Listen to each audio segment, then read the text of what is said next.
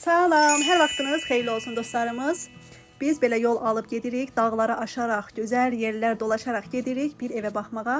Yarım milyonluq bir evə baxmağa gedirik. İlk dəfə idi ki, bir şirkətlə, agentlə danışırdıq və evə baxmaq üçün gün aldıq. Həm sizinlə paylaşmağa, həm özümüzdə təsəvvür yaransın deyə, evlərdə necə olur, qiymətlər necə olur, məlumatımız olsun, bir təcrübəmiz olsun deyə ilk dəfə bu addımı atdıq. İnşallah sizinlə də yavaş-yavaş detalları paylaşacağım. Bir townhouse evə baxmağa getdik. Bu ev həm şəxsi yaşayış üçün istifadə olunur, həm də ki Airbnb kimi kirayə verilir. Yəni həm yaşamaq üçün, həm də gəlir əldə etmək üçün istifadə edilə bilən bir evdir. Ora çatanda alıcı agentimizlə ilk dəfə görüşdük. Satıcı tərəfin agenti və onun həyat yoldaşı artıq evdə idi və bizi çox səmimi şəkildə qarşıladılar. Evə girdik, evi çox bəyəndik. Əsas mənzərəsini bəyəndik dostlar. Baxın, panoramasına baxın. Oradan görsənir, oradan dağlar görsənir, meşə ayağımızın altında. O qədər gözəl idi mənzərəsi. Mən yəni bu evin əsas mənzərəsinə bayıldım. Türklər demişkən. Ev gözəl idi, təmiz idi, tipik Amerika üslubunda dizayn edilmişdi. Bu tipdə evlər bir kompleks şəklində olur. 2 mərtəbəli olur və bir neçə ev bir-birinə bitişik olur. Belə yerlər həm yaşamaq üçün, həm də kirayə vermək üçün çox yaxşı sayılır. Evin içində bizə HVAC sistemi haqqında məlumat verdilər. Bu sistem həm isitmə sistemi, həm də soyutma üçün istifadə olunur. Yəni ayrıca sistemlər yoxdur. Hamısı bir yerdə işləyir. Bir də dostlar, burada xoşuma gələn bir şeylər var ki, bu sistemlərin açıq yerdə olmur, öz qapısı olur. Sanki başqa bir otaqmış kimi görünür, amma əslində o sistemləri, istilik və yaxud da ki soyutma sistemləri gizlətmək üçün xüsusi otaqları olur. Qapını açırsan, sonra bağlayırsan və videoda da göstərmişəm sizə. Sonra mortgage, yəni ipoteka mövzusuna keçdik. Bizə dedilər ki, faizlər hazırda təxminən 6% ilə 6,5% arasında dəyişir. Daha detallı məlumat üçün isə bizə bir lenderin əlaqəsini verəcəklərini dedilər. Lender sizə kredit verən şəxs və ya şirkətdir. Evin qiyməti təxminən $550,000 idi. Aya da hardasa 300.000-i keçirdi, aya düşürdü. 30 ilə götürsək, 30 il müddətinə ayda cəmi cümlətanı 3.000-dən çox pul ödəməlidim. Bəlkə 3.400, bilməm. O civarlarda bir pul ödəməliydik. Adətən belə evlər üçün də təxminən 10% və ya daha çox ilkin ödəniş tələb olunur, amma bu da bəzən danışıla bilər. İndi isə sizə Amerikada ev alarkən ən vacib məsələlərdən birini deyim. Burada çox vaxt kəş alıcılarla rəqabət olur, yəni belə deyim də nəqd alıcılarla rəqabət olur. Yəni bəzi insanlar evi birbaşa nəqd alır, satıcılar da çox vaxt belə alıcıları seçir. Çünki mortgage ilə alanda risk var. Bank krediti təsdiq etməyə bilər. Bu isə o deməkdir ki, sən evi bəyənsən belə, bəzən başqa alıcılar da olur və qiymət qalxa bilər. İndi isə ümumi prosesi adım-adım izah edim. Birinci adım, evi bəyənirsən və rəsmi təklif verirsən. Bu təklif yazılı olur və agent vasitəsilə göndərilir. Əgər satıcı bu təklifi qəbul etsə, müqavilə hazırlanır. Sonra sən depoziti ödəyirsən. Bu pul birbaşa satıcıya getmir, tapu şəklində, tapu şirkətində saxlanılır. Bu şirkət burada, tapu sözünü hal-hazırda yadıma düşmədi. Üstünə qeyd edirəm, tapu şirkəti Amerikada çox vacib rol oynayır. Onlar bütün sənədləri toplayır, prosesi idarə edir və hər iki tərəfi qoruyur. Eyni zamanda evin üzərində borc və ya problem olub-olmadığını yoxlayırlar. Müqavilədə çox vacib maddələr olur. Onlardan biri də bankın qiymətləndirməsi ilə bağlıdır. Çünki bankda evi qiymətləndirir. Əgər evin dəyəri razılaşdığınız qiymətdən aşağı çıxsa, problem yarana bilər. Məsələn, sən evi $400,000 almağa razılaşırsan, amma bank deyir ki, bu evin dəyəri $250,000-dır. Bu halda sən əlavə pul ödəməli olursan. Ona görə də müqaviləyə belə bir maddə əlavə edilir. Əgər qiymətləndirmə aşağı olarsa, müqavilə ləğv edilə bilər və depozit geri qaytarılır. Bu səni böyük bir riskdən qoruyur. Növbəti adım inspection mərhələsidir, yəni ev tam yoxlanılır. Dam, elektrik sistemi, su sistemi, HVAC hamısı yoxlanılır. Əgər problem çıxsa, sən ya düzəldilməsini istəyirsən ya da qiyməti aşağı salırsan. Eyni zamanda mortgage prosesi başlayır. Bank səndən müxtəlif sənədlər istəyir. Sən göstərməlisən ki, ilkin ödəniş edə bilirsən və bir müddət aylıq xərcləri qarşılaya biləcək vəziyyətdəsən. Eyni zamanda HOA təsdiqi də olur. Əgər ev kompleksdədirsə, həmin idarə etmə qurumu da səni təsdiqləməlidir. Bütün bu proseslərin mərkəzində yenə tapu şirkəti dayanır. Onlar sənə e-mail ilə bütün mərhələləri bildirir. Son mərhələ isə closing adlanır. Bu mərhələdə sən bütün sənədləri imzalayırsan, qalan ödənişləri edirsən, depozit əvvəlki ödənişdən çıxılır. Sonra isə ən gözəl hissə qalır, evin açarını alırsan. Bu proses həm ofisdə, həm də onlayn şəkildə edilə bilər. Burada bəzi xərclər də olur. Closing xərclərinə daxildir sığorta, bank komissiyası və tapu şirkətinin xidmət haqqı. Aylıq ödənişə isə daxildir kredit ödənişi, vergi və sığorta. Yəni sən bunları ayrıca ödəmirsən, bank bunları sənin yerinə idarə edir. Ümumilikdə baxanda Amerikada ev alma prosesi biraz uzun görünə bilər. Biraz yox, çox uzun görünür. Amma sistem çox aydın və sistemli qurulub. Əsas odur ki, tələsməyəsən, hər şeyi yoxlayasan və düzgün qərar verəsən. Əgər siz də Amerikada ev almağı düşünürsünüzsə, bu məlumatlar sizə faydalı ola bilər. Əlbəttə ki, mən burada yenə az məlumat verdim. Çox belə beyninizi də vurmaq istəmədim. Ola bilsin mənim çatdırmadığım məlumat ola bilər. Amerikada yaşayanlar ola bilsin siz məndən daha çox məlumatlısınız. Çünki bəzi insanlar var, yəni tanıdığımız dostlar var ki, 6-7 aydır ev axtarırlar, ev axtarışındadılar almaq üçün. Onların məlumatı bizdən daha çox ola bilər. Məlumatı aşağı yaza bilərlər kommentlərdə, rəylərdə. Çox xahiş edirəm, çəkinməyin, yazın. Həm videolara baxıb məlumat almışam, AI olsun, Google olsun, həm özümüzün aldığı məlumatlar olsun, canlı şəkildə o agentdən aldığımız məlumatlar olsun. Hamısını topladım, sizə bir belə deyim də konspekt çıxartdım və sizinlə paylaşdım. Ümid edirəm ki, faydalı olar. Belə. İndi isə dostlar, bu ev haqqında məlumat vermək istəyirəm. Bu ev bizdən, yəni Cookville-dən 23 dəqiqə aralığında yerləşir. Tam olaraq onun ünvanını deyə bilmərəm. Evin qiyməti təxminən $549.000 civarındadır və son zamanlarda $15.000 ucuzlaşıb deyə yazılmışdı. Ev 3 yataq otağı və 2,5 hamamdan ibarətdir. Yəni o nə deməkdir? 2 tam hamam, içində tualet, lavabo, banyo, duş hamısı birlikdə 2 dənə hamam var və yarım hamam və sadəcə içində əl-üz yuma yeri və tualetdən ibarətdir. Ümumi sahəsi təxminən 152 kvadrat metrdir. Yəni orta ölçülü rahat bir evdir. Torpaq sahəsi isə təxminən 1500 kvadrat metrdir. Bu da kifayət qədər geniş həyət deməkdir. Aylıq ödənişi təxminən $3.437 göstərilir. Yəni bundan əlavə hər ay $314 da HOA haqqı var. Bunlar adətən aşağıdakılar daxildir. Ətrafın təmizliyi olsun, yaşıllıq və landşaft baxımı, bəzən təhlükəsizlik. Elan artıq 100 gündən çoxdur ki, qüvvədədir. Bu da o deməkdir ki, bəlkə qiymətlə razılaşmaq şansı ola bilər. Belə dostlar, artıq sizi də çox yormaq istəmirəm. Bilməm belə video gedə-gedə səs dinləmək necədir, sizə çətindirmi? Yoxsa ayrıca mı danışmaq lazım idi? Mütləq kommentlərdə yazarsınız. Ürəyimdə doludur. Yenə də məlumatları çatdırmaq istəyirəm. Deyirəm, yadıma düşdükcə sizə çatdırım. Bir məlumat da yadıma düşdü. Əvvəldə qeyd etdiyim kimi bu evi Airbnb üçün kirayə veriblər. Mən soruşanda ki, ev sanki bir otel kimi hazırlanıb. Onda dedilər ki, bu ev qısa müddətli qalmaq üçün, yəni Airbnb məqsədilə istifadə olunur. Ev sahibi Kaliforniya ştatında yaşayırmış və uzaqdan da bu evi idarə etmək çətin olduğu üçün artıq satmaq qərarına gəlib. Airbnb otel deyil, amma otelə bənzər bir sistemdir. İnsanlar həmin platforma vasitəsilə evi kirayəyə götürür. İstədikləri müddətə 1 gün, 2 gün və ya daha çox gəlib qala bilirlər. Yəni bu cür evlər ailə ilə qısa müddətli istirahət üçün nəzərdə tutulur və tam yaşayış üçün hazır vəziyyətdə olur. Bu arada deyim dostlar, bu evi satanda bütün əşyalarla satacaqlarmış. Bəlkə də qiyməti ona görə yüksəkdir. İndi isə dostlar, sualım sizədir. Bu ev həqiqətən $549.000 dəyərmi? Sizin nə xoşunuza gəldi, nə xoşunuza gəlmədi? Siz olsanız alardınızmı? Yəni pulunuz olsa, ta ki yarım milyon pulunuz var, alardınızmı? Sizcə necə bir evdir? Kommentlərdə yazarsınız. İndi isə sizi video ilə baş-başa buraxım.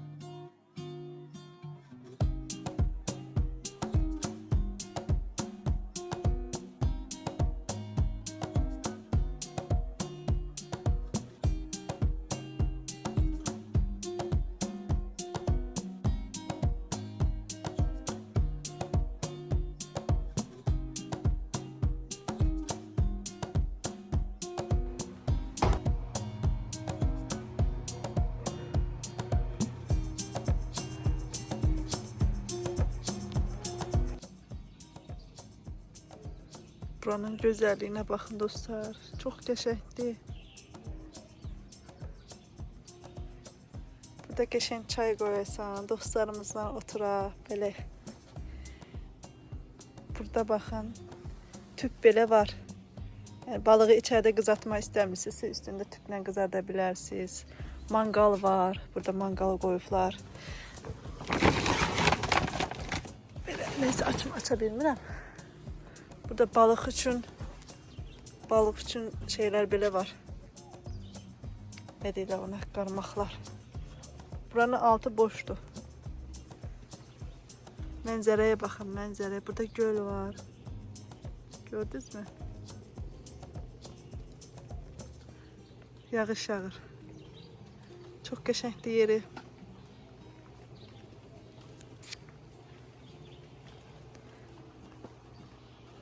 Burada da evlər var, baxın.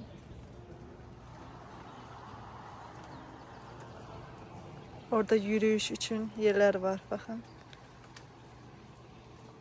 Süperdi. Çok geçen manzarası var.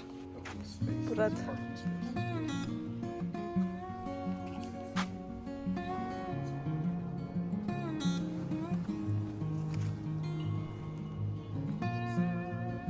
Burada çok da yani uşaqları, belə deyim, uşaqlar böyümüş olanlar ya da uşaqları olmayan kənd ayrı yaşayan insanlar yəqin yaşayırlar çünki.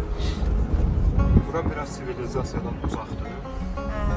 Onu görmüş olduq. Çünki marketi soruşdum, deyir ya Smithfilə gedin, Aha. ya da ki Cookville.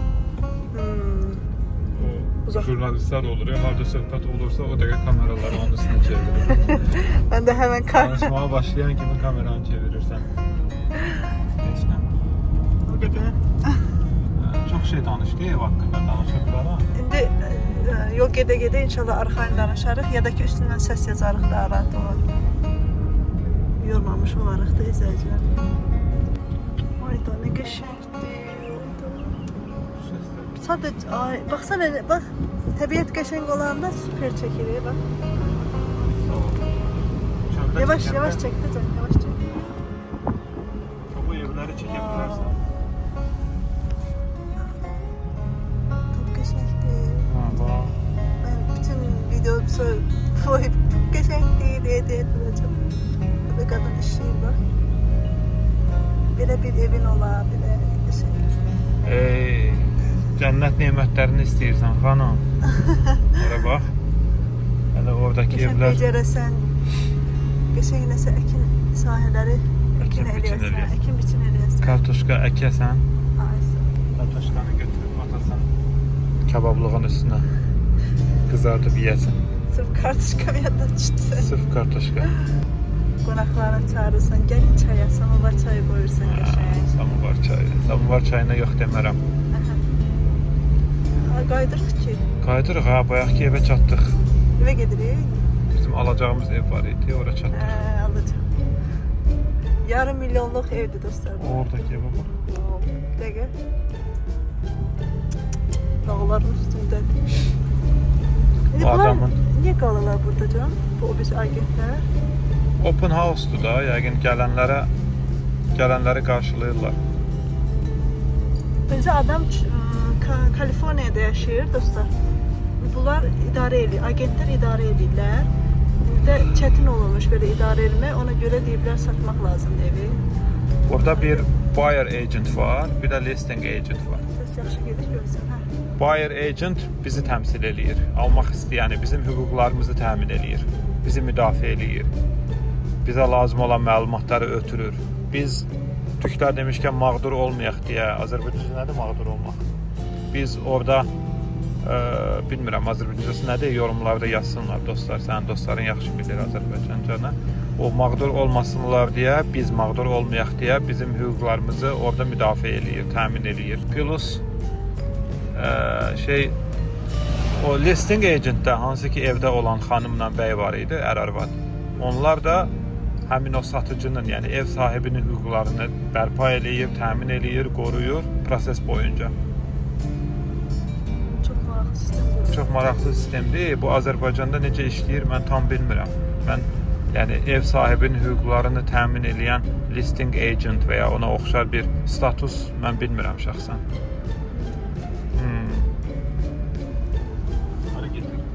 Dostlar getdik, evə baxdıq. 550 binin varsa cibində hal-hazır onu çıxarıb verə bilirsən.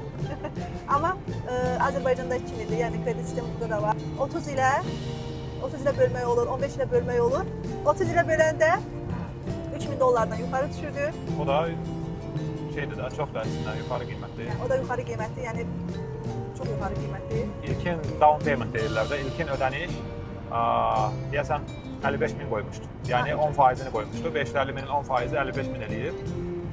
55.000 ilkin ödənişdir hələ. 55.000 dollar. Oo, 55.000 pulun olsa 55.000 ödəməlisən indi. Pulun olsa da, olmasa da, ya ilkin ödənişi dəyişə bilirsən, az da qoya bilərsən.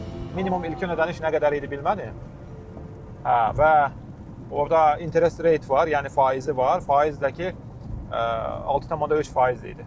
O da dəyişə bilir. Çoxdur da faiz. Amerikadakı federal qanunlara görə və ya müxtəlif ekonomik, iqtisadi məsələlərə görə dəyişə bilir. Amma adətən 6-6,5 arasında olur. Hal-hazırda 6,3 idi interest rate. Elə maraqlanırıq, həm sizinlə paylaşırıq. Sizin də evlər haqqında, Amerikadakı evlər, qiymətlər haqqında bir təsəvvür olursun. Ona görə belə maraqlanırıq, həm də sizinlə paylaşırıq. Deməli dostlar, burada yəni evlərə gedib baxmaq elə belə olmur. Ha gedib şirkətə getmirsən, onlayn onların saytları olur. Yəni hər evi satışa qoyan adamın öz agentləri olur və agent şirkətləri olur. Biz agent şirkəti ilə əlaqə saxladıq, gün aldıq. Bu gün şənbə günüdür. Saat 2 üçün gün almışdıq ki, burada open house deyə günlər olur Amerikada. Gedirsən o vaxtda vaxt təyin edirsən, o vaxtda evlərə baxa bilirsən. Ev çəkmək üçün icazə aldıq. Evi çəkmək üçün icazə aldıq, evi də çəkdik və sizinlə də biraz da olsa paylaşdım. Belə. Birinci icazə vermədilər. Hə, sonra o birisi. Sonra evdə olan listing agent var idi. Dedi ki, ondan soruşaq. Daha doğrusu bu biri agentə dedi ki, buyer agent. Alan bizim agentə dedi ki, agentə ki, evdəki o agentə soruşsun. O icazə verər deyə. O da soruşdu dedi, bizi çəkməsin, amma hər yeri çəkə bilər. Hə, sağ olsun icazə verdi. Və sizinlə də paylaşırıq. İndi bu 500 manat nəymiş? 500 minlik bir ev idi. İndi inşallah ki sizin üçün başqa bir evlərdə paylaşmağa çalışaram. Həm özümüz üçün də maraqlı olar, bir fikirlər, yəni təsəvvürlər yaranmış olar bizim də beynimizdə. Baxarıq. Dostlar, üstündən də bəzi səs yazılarını yazacağam. İndi burada çox belə uzatmaq istəmirəm. Hələ ki burada sonlandırmaq istəyirəm videomuzu.